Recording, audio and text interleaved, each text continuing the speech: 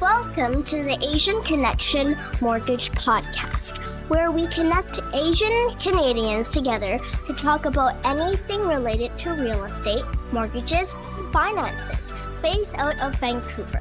Our host is John Lee, mortgage broker with Arise Mortgage. Grab a bubble tea and enjoy the episode.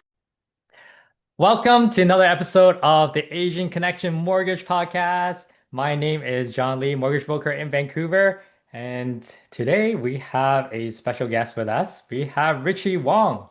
He is a lawyer. How's it going, Richie? Hey, John. Thanks for having me on the podcast. So before we start, let's get to know you a little bit more. So if you can just introduce yourself and how you got into becoming a lawyer.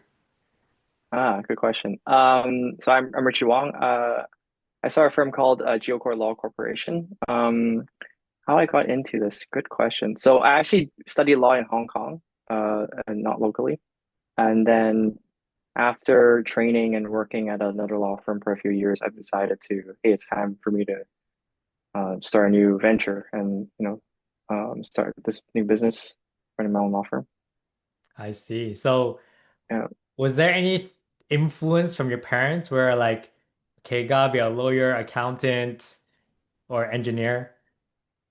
No, zero actually. My family has very little input in Wow, my studies. In fact, they probably didn't even know I'd studied anything. you're the poster child for all Asian parents. It's like, yeah, I didn't encourage him, and all of a sudden it's like I just got a lawyer in the family. Uh, I guess yeah, I guess I didn't really grow up thinking of being a lawyer either. In fact, Mhm. I think I was more interested in business growing up, and then so I guess naturally as eventually did study law and realized, well, that's the part that was more interesting to me, like the business side of law.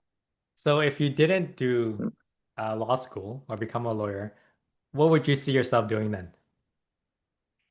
At this point, I'll probably be a realtor. A realtor? Oh, Yeah, okay. yeah, yeah. You're probably like every time you do conveyancing, you're like, this realtor is making how much for this file? I want to be that guy. Well, we do everyone does their own job. Well, I want to learn more about how Asian you are. So you mentioned that you did your Sure. schooling in Hong Kong. So how's your Cantonese? Oh, native speaker. Native speaker? Do you Yeah, do you know how to read and write too? yes. Oh wow, that's very impressive. Without Chinese school, like you Oh no, just I didn't go to Chinese school. So I grew up in Vancouver, but I did Chinese school here growing up, and yeah. then I've learned to read and write, and picked up Putonghua when I started practicing. Oh, So good for you. yep. It's not easy because there's so many, it's not just conversational, right? You have to know all the legal terms in Mandarin as well. I think that's the Yes, tricky it's been a part. work in progress. Yeah. Yeah, it took a while to because a lot of times their concepts are a little different, so Yeah. it takes time to learn it and also to convey in a way that everyone understands what we're trying to say. So you're located in Richmond. So I'm actually quite jealous because Richmond has so much like good Asian food. What's your go-to place when you go out to eat? When I go to eat, well, I'm a parent, so my go-to places has to be a family-friendly place. Okay, And like then what's that in Richmond? I feel like none of Richmond, them are family friendly, you know, besides food court. yeah, I would well I have to say my choice pick if I had to go and you know what kind of how busy things are, I would go to Welty. So Well, it's like tea. yeah, Okay. it's Taiwanese Chinese restaurant Yep. and they're super big, super kid friendly, so Oh, good. it's Taiwanese food. So yeah. you like the beef brisket noodles? Oh yeah, beef noodles, any sort of fried stuff, it's always good. Oh, so good. You're making me hungry. I just ate lunch. You're making me hungry again. Yeah, yeah, yeah.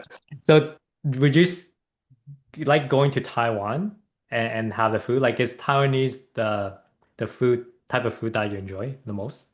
I eat any Asian food, so I don't Okay. really have a strong preference. I've been to Taiwan, a very fond of place. But I would say if we had to choose, I'll probably just still go to Hong Kong. Yeah, It's it just has it's everything just there. home. Yes, yes, yes. And then I understand you also have a child as well, you were mentioning. So Yes. are there any like Chinese traditions or anything that was passed on to you from your parents that you would want to pass on to your child? No, never thought about that. No? But we obviously want to raise them properly and just, well mannered and just generally good person. That's all we wish for really as parents. Got it. Okay, well, let's get into our topic for today. We Sure. want to focus more on conveyancing.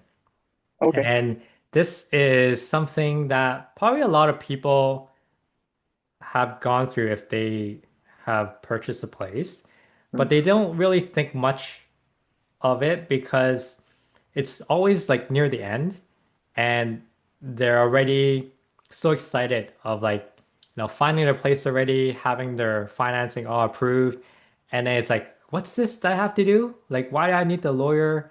And this is where you come in.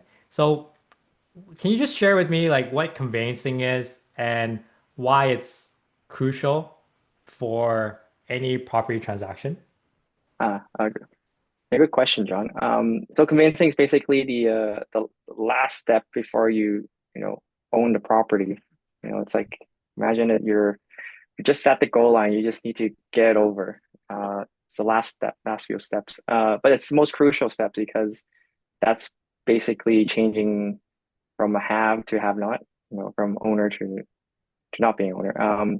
So that step generally entails that we as the conveyancer we would review all the documents that was prepared before by the realtors, and also review all any financing arrangements by the mortgage brokers or banks.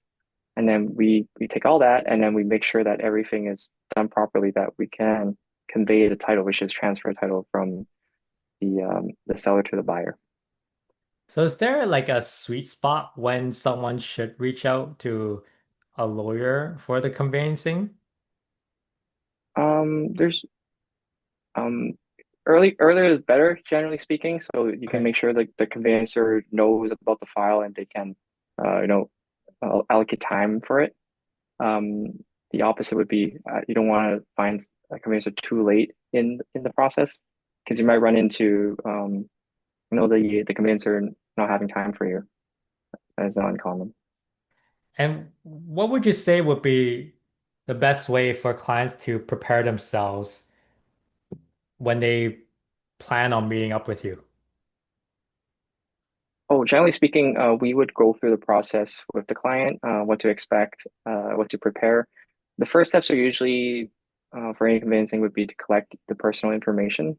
So the convincer will usually ask you about, like getting your ID and other personal information, like your SIN number, so we can prepare for the documents that are required for the transfer. And generally speaking, before you meet with your conveyancer, we will also tell you what the final amount you need to prepare for the closing. And so that would be your focus, which is getting the money together. Mhm. And are there unexpected costs that people should budget for? I have for I guess newer clients are not familiar with the purchasing process, and if they're buying new properties, sometimes they don't factor in things like, oh, there's a GST to be paid, which is 5%. And then there's like a property transfer tax is roughly 2%. These are things that, depending on the unit, it can add up. And sometimes clients may not budget for that. Got it. There are some rumors or misconceptions that I usually hear from just being in the industry. And that is, oh, notary and lawyer, oh, they just do the same thing. So just go go do it with a notary because they're cheaper. What are your thoughts Oh, on that? And is there something that you would like to clear up for if someone were to say something like that? I see. Well, I'm not a notary, so I can't. Well, we're notary by we can do notary things, but we're not a notary as in the context that you described. Mhm. I can't speak for exactly what kind of service you get with them, but as a lawyer, yes, we do the conveyancing, which the process itself would be generally the same. But I would be caution if there are any, for one, if it's a commercial related transaction, I would generally advise the client to go seek the advice of a lawyer, Mhm. because notaries have limited um, abilities to advise properly. For example, if the bank requires a legal opinion from your provider and notaries cannot provide that legal opinion, then it's a no-go for the financing side. Mhm. And keep in mind, if you find a notary for the closing, if there are any complications that they result in potential litigation issues, they cannot advise on those. So whereas a lawyer, we can help you deal with it. So I would say that's a big difference. And then lastly, the cost. These days, from what I can tell, the cost isn't that different these days Mhm. for I see. regular conveyance. Oh, so it's actually competitive for both Yeah, notary and I wouldn't say find a lawyer is that much more expensive. Sometimes I see notaries who might charge even more than a lawyer. yeah, and they will be able to like they won't be able to provide as much service versus a lawyer because of the advisory part. Or Yeah, it's just the way what they can and can't advise. Mhm. Again, I'm not in that side, so that'd be fair. More if you find a notary to ask that question, they might give you a little more detail. But Okay. from a lawyer's perspective, we don't have any boundaries on what we can or can't advise the client with. So Mhm. that if you think just in case there are issues, then the lawyer will help you handle all the the other stuff. Got it. So from a client's point of view, what usually happens, like when I see a client, when I connect them with you, you will reach out to them.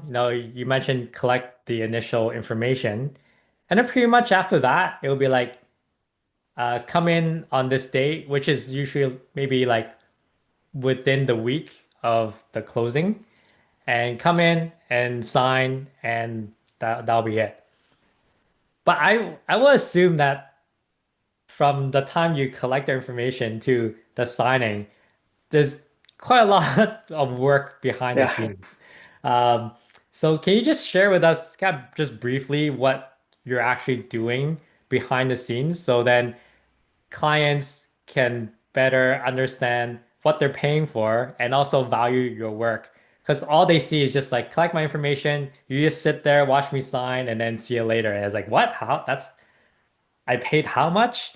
And they'll be quite sticker shocked. But I'm sure there's more work to it. So can you kind of give us more of a description of what happens behind the scenes?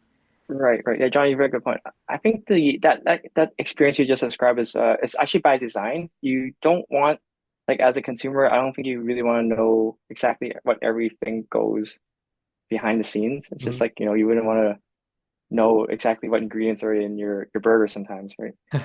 And what makes all the steps that they go for to create it. But yeah, you're right. A lot of things, there are a lot of moving parts once we do engage the client. Depending on the type of transaction. So I guess big categories would be, is it a strata property? Is it a non-strata property? Is it a new build, like a pre-sale, or is it a built property? Depending on these conditions, oh, and is there financing? Different things are going to be done behind the scenes. If it's a strata property, at the very least, we'll have to order the strata documents, which that in itself takes time. Mhm. Typically, a strata company would require about a week's time to produce those documents. And if it's in a rush, then they would generally charge extra fees for that. And then for if it's financing involved, you also need to take into account the bank would have a long list of requirements that the lawyer needs to satisfy, including getting the proper insurance for the purchase, etc. So these are all things that we do behind the scenes, so that but it's all pain free for the client, other than I guess they have to pay. But when they do meet us, everything is taken care of. They just need to prepare the amount, and then we take care of the rest. Got it. So so buyers or sellers, they will need to have something prepared though. So what information or documents would they need to give to you? Oh, again, we would generally ask, well, a few things. Their personal information, IDs, and then we would have to remind their realtors to have their office send over what's called the conveyancer report, which is the brokerage's confirmation of the commissions. Mhm. That's a key document that we need to get in order for us to prepare documents. Um, and obviously the contract itself, we need to review it in detail, including any addendums for any changes and adjustments. And that's generally it. If it's a sale file, we would need to know if there's a mortgage, then we need to know what those mortgage details are so we can request the payout properly. Got it. So yeah, so I mean it's not that much information you need to provide, and we will walk through the client everything. Any questions they might have. So then now completion date is coming up Mm, and you've booked an appointment with a client and there's a signing appointment. So what happens during the signing appointment and how long should clients expect it to take? mm. Yeah, typical appointment would take around half an hour. And the purpose of the appointment mainly is if it's a purchase, then we will go through all the purchase documents, including any financing documents that we need to go through, and then witness the client's signatures on the appropriate documents. And also a key document we would need to go over the client are the adjustment statements, which is taking into account any tax credit, any tax payments, any strata payments, etc., and then commissions, etc. And that way, everything is accounted for. And if it's a sale file, then we'll be reviewing all the documents that are prepared by the buying side. Again, key document would still be the adjustment statement, and then also to discuss any payouts that we need to do for the client, any mortgage payouts, etc. Do they need to bring anything to this appointment? Generally, no. Sometimes clients, if they have paid, say, the strata fee, but they're still asking for it, then we would ask the client to provide some evidence of payment, that sort of thing. Mhm. So it's a case-to-case basis. Got it. Um, I also hear like people will bring like IDs and bank draft. Like, would that Uh, be required? oh yes, when you do meet the conveyancer lawyer, you need to bring your IDs. Generally, by law, we need at least two pieces of ID and with Mhm. at least one photo ID. Yeah, The bank draft is for the net payment that after we do all the adjustments, that's the amount we need to close the transaction. right. So that the bank draft would be the remaining down payment, your fees, taxes, any Yeah, like yeah, everything. other things as well. So you Yeah. would have all that prepared upfront for the client to get the bank draft. Is that right? Oh yes. Generally, when we arrange for the appointment, we would have that draft adjustment statement and the final payable amount Mhm. listed for the client to prepare. So again, um, the meeting usually this happens a few days before the meeting, so you should have enough time to go to the bank to prepare it. Got it. Now, what if a client can't make it to your office? Or, you're located in Richmond, but the client is all the way out in Squamish or something. I don't know. Hmm. So if they can't be physically present for the signing, are there any other ways available that can still fulfill your requirements? All right. So we run a sign during COVID, it was a different arrangement, but post COVID, if the client's within the province of BC and the document needs to be witnessed in person, then there's no other choice. Okay. So if they went to Alberta, for example, a little easier. And if we've ID'd the client previously, we can Mhm. arrange for a remote signing. But if the client is new to us, we never met them, and they haven't, and they're within province, then we have to be in person. Got it. Okay. Um, okay, so now everything's signed and it's completion day now. Mhm.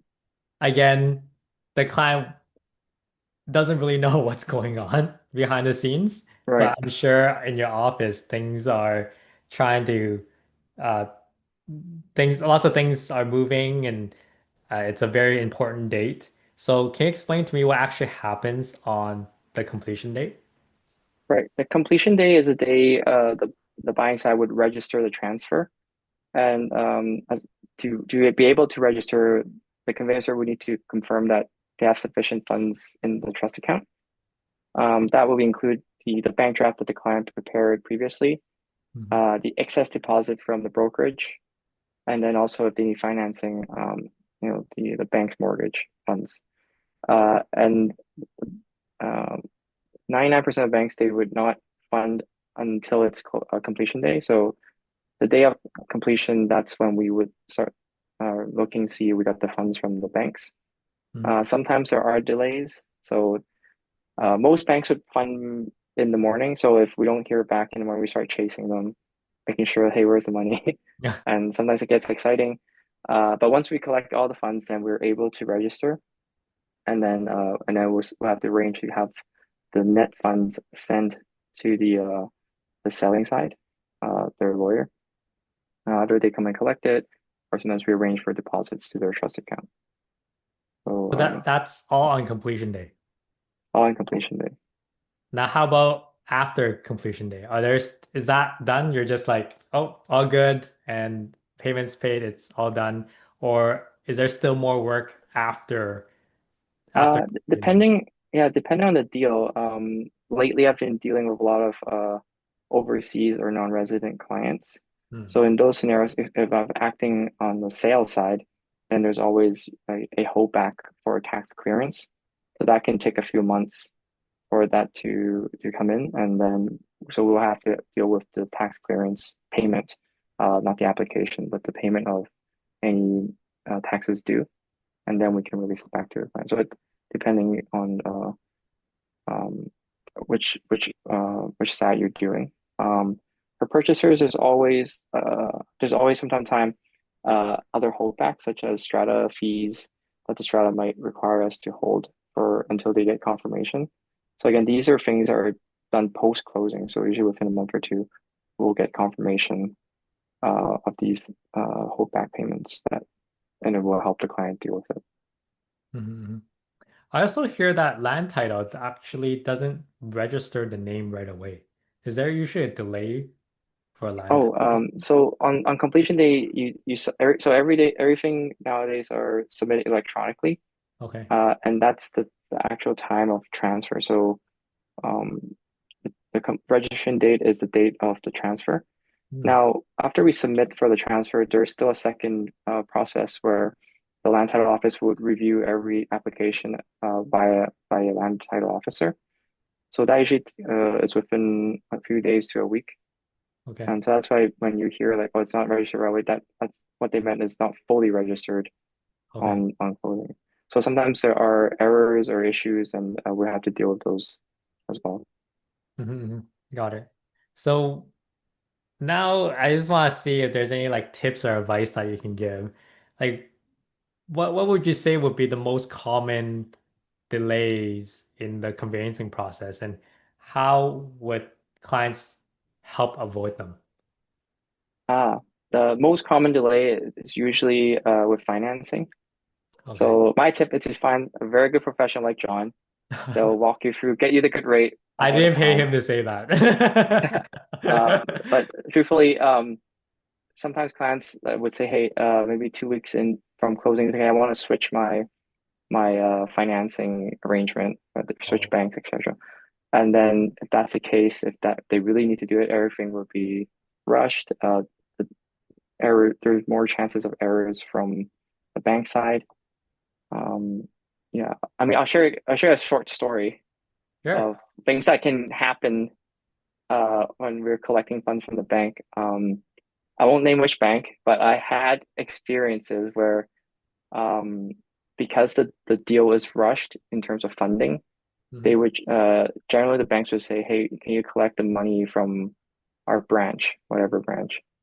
And then I will go to the branch, and then this bank representative would say, "Oh, the money's not here. We don't have your money." Oh their money no. somewhere else. And so, but from our experience, we know that that might not always be the case because banks can have miscommunication. Mhm. So after asking that bank officer to confirm, the other bank he was mentioning actually confirmed that they don't have the money, and this branch did have the money, but this officer didn't know where the money was. So we spent an extra hour there trying to figure out, where the money was, and then lo and behold, it was in the branch. And It was the branch these are that you things. went to in originally, Yes, yes, because these instructions were provided by the bank's back office, right? right? So again, these sort of things happen. So to limit those chances of these sort of errors, generally give everyone more time, especially banks, so they can prepare and fund properly.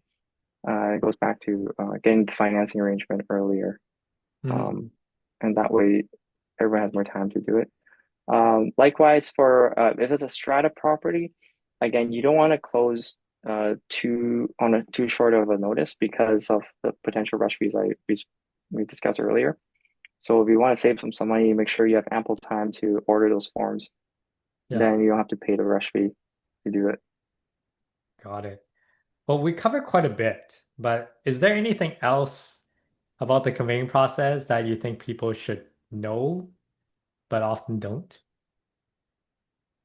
Um, And feel free to say no, because again, we have covered quite a lot already. uh, yeah, I think we did cover a lot. Yeah, like you said earlier, like yeah, most people don't really appreciate the things that are happening behind the scenes, so that the experience is very smooth. Mhm. Um, but again, that's what you want. You, have a very calm and pain-free experience for conveyancing. I think that's the key. And don't be afraid to. Oh, I guess the one thing is don't be afraid to ask questions for your conveyancer if you don't understand what documents are talking about, what the process is. Make sure you understand at any point what is happening. Um, and also, on that note, also no, don't be afraid to talk to your realtor and other professionals to coordinate the deal. Sometimes it's a lack of communication that creates issues for Mhm. the conveyance. So just always have questions and always ask it, and generally it'll be better. Got it. Well, thank you so much, Richie, for sharing this with us. I've learned quite a bit too, because honestly, for me, I also just feel like, oh, it's a last step, kind of just complete the process and just move on. But this podcast allowed me to understand there's a lot of moving parts and a lot of work on your end as well.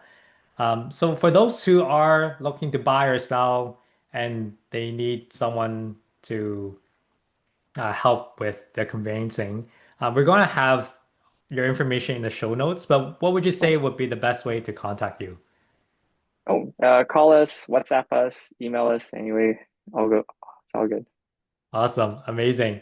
Thank you so much, Richie. It was a pleasure having you as a guest. And yes, if you need a lawyer for conveyancing, contact Richie and he's happy to help. All right, thanks, Sean. Appreciate it. Thanks, Richie. Take care. Thank you. Thank you for tuning in. If you enjoyed today's episode, please consider giving us a review and subscribing to our podcast on your favorite platform. Thank you for listening, and we'll see you next time on the